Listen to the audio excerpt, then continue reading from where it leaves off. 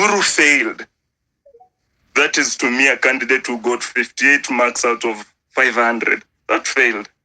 This one has given us a stadium, but we are imagining the value. I mean, the budget is, hiyo pesa imezidi. To me, now that one is, I mean, based on what you just said, huyu ameiba lakini akatupa kiasi, then to me, this is equally another failure. So these two people have failed.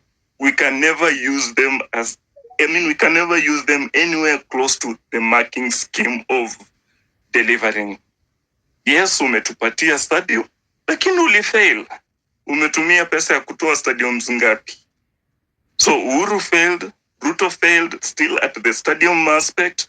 So they have both failed. There is no one to use and say you are better off.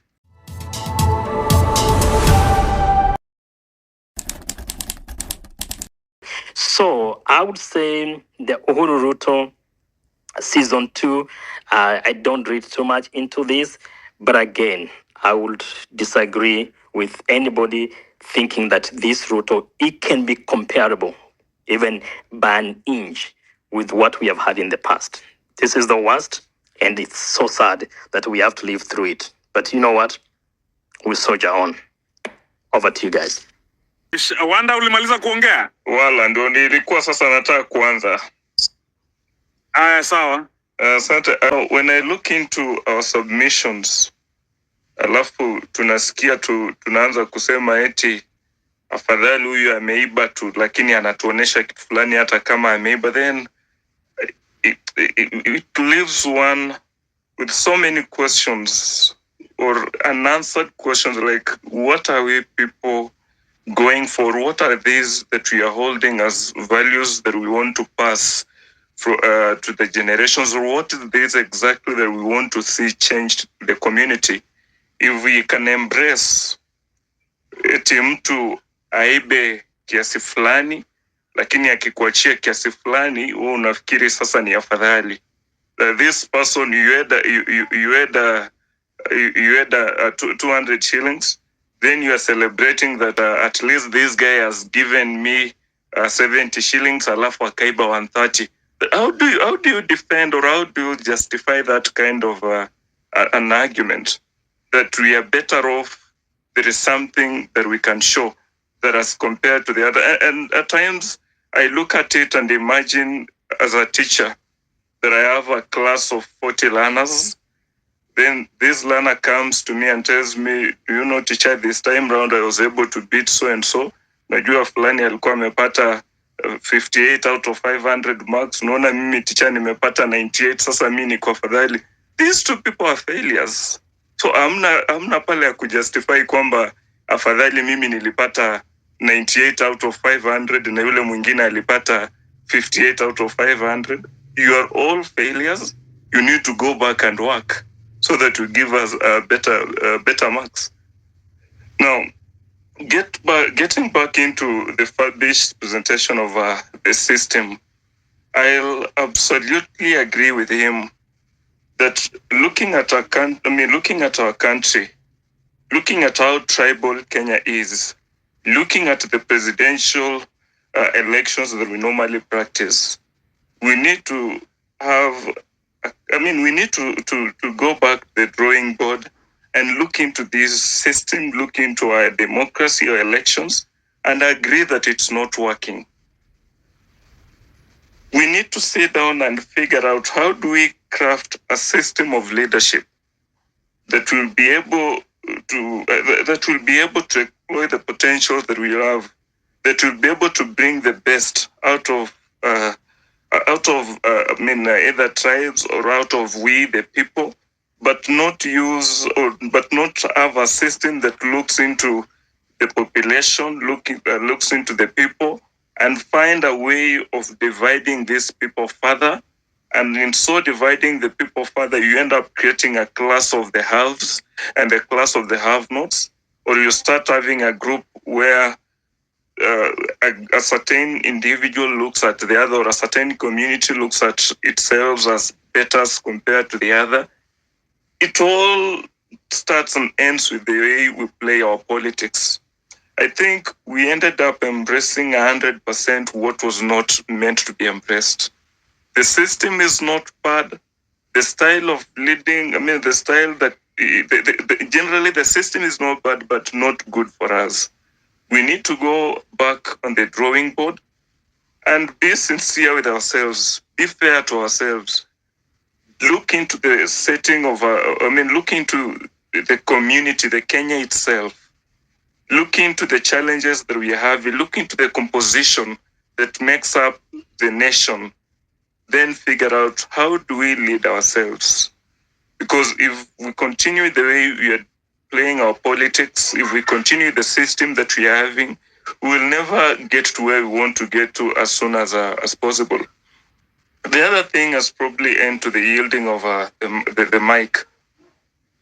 I'm also looking into how we are looking at Uhuru meeting with the president. I don't know why we are struggling not to look at it from an angle of it is an AU initiative to bring peace in the region. Because the ESC SADC joint meeting, it's not even a Kenyan thing. It's not an ESC thing. It's not a SADC thing, but it's an initiative of AU to bring peace in the region. Remember when we had these conflicts in Ethiopia or the Lake regions, we have not had peace for some times. The Congo the Congo as a country as well being in this mix. So therefore, it's not even a Kenyan thing. It's not an ESC thing. Therefore, looking at it, then we are struggling to bring politics in it, struggling to imagine now there is a handshake, struggling to imagine that we are reading or we are trying to imagine the things that probably are not even there. I'll imagine we are a political country and we'll always look at anything from a from political point of view. Lastly, as I yield, nafikiri politicians kufikia sasa hivi hawana shida yoyote. Shida ya Kenya kwa kiasi kikubwa ni sisi wa Kenya. That because like you listen to a number of presentations, there are persons who will imagine and you will hear them you'll hear them submit in the sense that when our region was being attacked, when our people were being killed, you people said nothing. So we are okay. Whatever that happens, we are okay. Sasa unaangalia such kind of reasoning and thinking, then you imagine, because someone did something that was wrong to you, should I now celebrate or should I keep quiet when the same thing that was done to me, and imagine no one is talking, felt bad that no one is shouting and raising voices? Sasa wakati namfanyikia yule, nimkumbushe, nimwambie, unakumbuka hata wakati wangu ulinyamaza, sasa wacha na mimi pia ni nyamaze. I think we are to blame. In any other time these politicians mess with the country, any other time things don't go as they should be going, tunafika mahali tuna embrace vitu fulani ambavyo sivyo. If I'll buy Gachagwa's word, it's either our time to eat or we are now as part of the shareholders, so they are not having shares, wacha wahangaike. Or if I go the Uhuru style, sisi ni wakati wetu tutakula nyama, wao wacha wameze mate. Wacha we get to a point and address what is bad as bad without looking into the history that I was also there. So it's your time, you are there. So face it and struggle with it. We end up giving through passes to politicians. The more we remain divided, the more we celebrate peanuts, the more we celebrate something, the more we celebrate an individual stealing from us and end up blessing it in the sense that this guy has stolen just a fraction, but he has equally given us a fraction of what. Come on. Allow me to yield on that point. But Western, I like your presentation ila leo uliteleza. Celebrating or imagining that yes, 2018 we had a chance to host the CHAN, then tukashindwa. Ruto has given us that CHAN. The Mgala muwe, the haki yake mpe. It's a totally different story from what we're having.